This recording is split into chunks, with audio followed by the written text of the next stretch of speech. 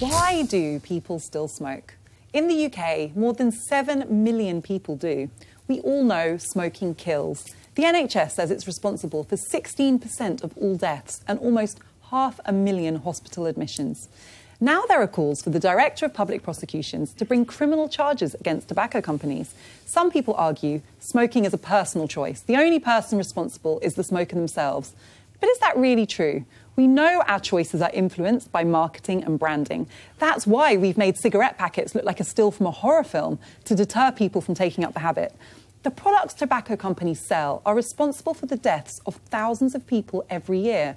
It's time to hold those who profit from killing us to account and even charge them with murder or manslaughter. It's about saving lives. What's not to like?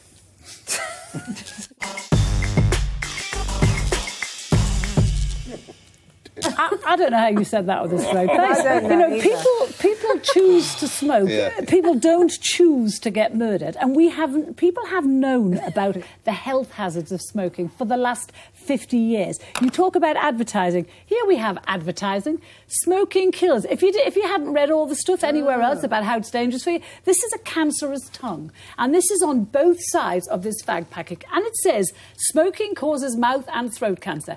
Why would you carry... Why are the tobacco companies to blame? It's not their job to safeguard the health of the world. Their job is to sell fags. It is an individual's choice whether or not they do that. They have the information, they make the choice. And you know, you talk about charging people with murder.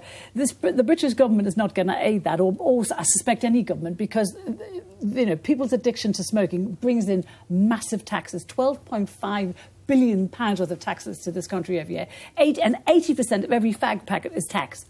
So the government get that. I'm not going to do it. I'm not going to sit here and pretend it would be easy to pin a murder or manslaughter charge on a tobacco company. But it's interesting because one of the things you would need to prove is that the company knew that the products it was selling could cause death. And when you look at that cigarette packet, actually, here is a company that openly says our products can kill you. But they're telling you, so you decide. And they're still selling them. Do I want to kill myself or not?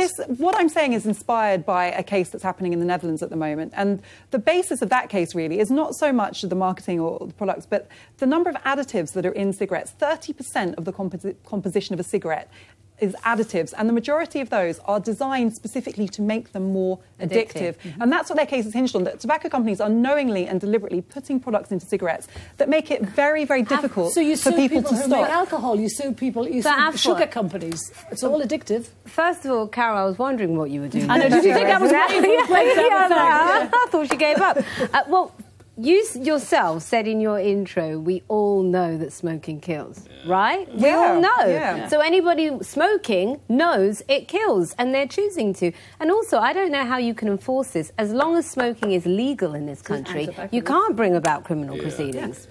Well, I don't know how you did read your intro. No, you know, I spoke to a lawyer who specialises mainly in corporate manslaughter about this, and he said that while it... And as it's a load of fun around your house, isn't it? We're looking forward to coming for dinner, aren't we?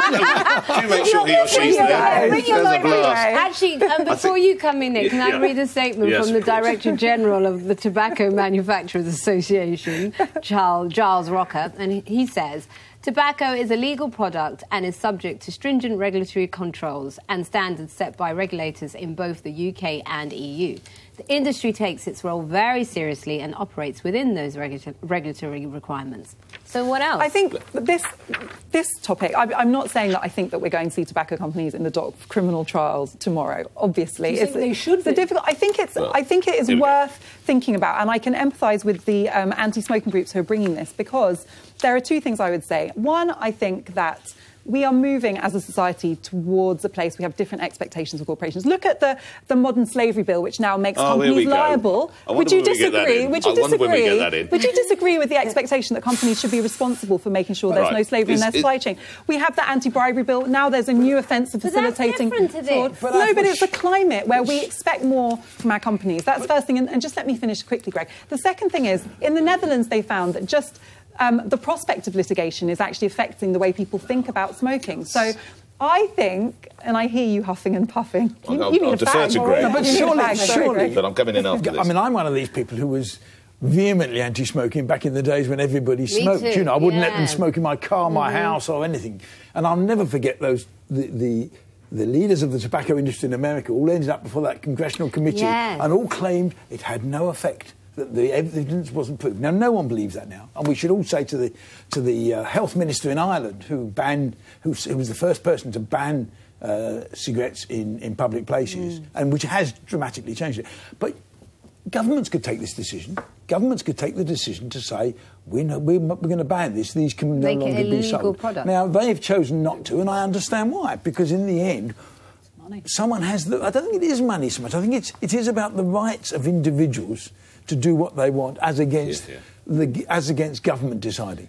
I would spend as much as you could to get more and more people to stop smoking. I now look at people who smoke, and none of us smoke, do we? No. I now look at some of us. I used to smoke. Yes, Carol used to smoke. Can I just get involved here, because we're learning quite a lot about you on the Afua, right? You are the journalist who wanted Nelson's column felled. You've told us that gender is a social construct, and you actually said they're making a profit, so they must be held to account.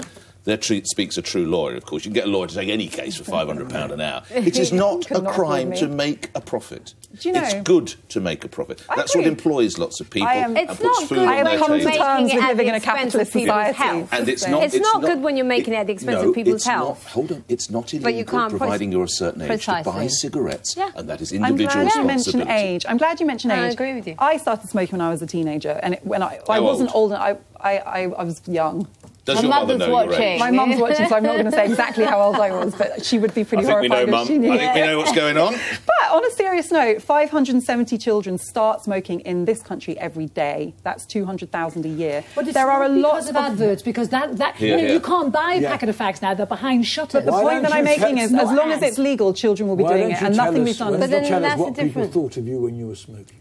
Come on. Yes, Afua. People used to say that I looked very good when I was smoking. Yes, it motivated. You smell. It motivated me at a very impressionable, foolish age to smoke more, because I felt very cool smoking. A lot of young people. What was that age again? I'm really surprised you say this, because you cannot outlaw choice. You're a big believer, big pusher of choice. No, but we should protect children. She was 15. Your mother apparently has just phoned in. She found cigarettes in the bedroom aged 14. Can you? Afua's mum says that. Can you confirm that? I sense you're not denying it. She was younger than that. She was younger than that. Lummy Hirsch. No comment. When I was young, you could buy two. You could buy weights. You could buy two weights.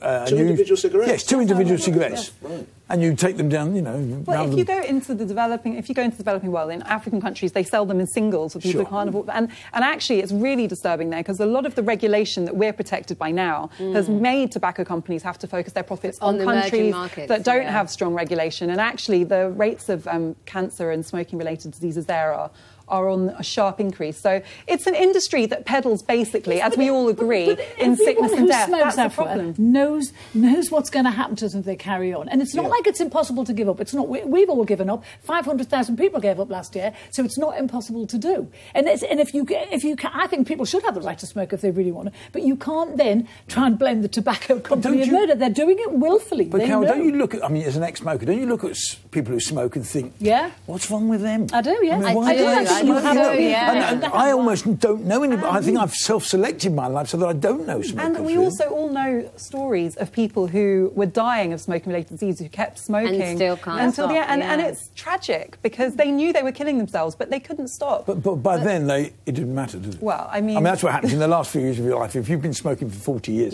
the last couple of years isn't going to make any difference. Got nothing to lose. I think we will look back one day at this time and wonder why anyone thought it was okay. We're never going to legally trade. That you were right. We're never going to look back, and I will be on the right side of history on this one. And on that note, I'll be up next.